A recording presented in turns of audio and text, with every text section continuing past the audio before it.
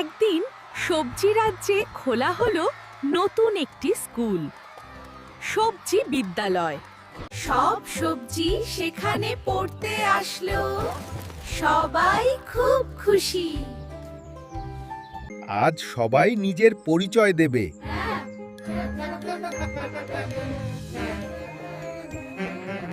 সবাই হেসে ফেসল। রসুন বলল, আমি অসুখ দূর করি।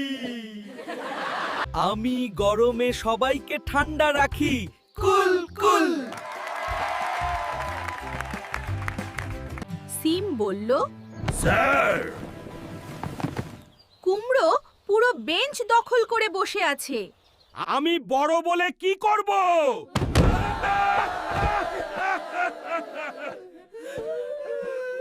স্যার বললেন, এই ক্লাস সামলানোই সবচেয়ে কঠিন।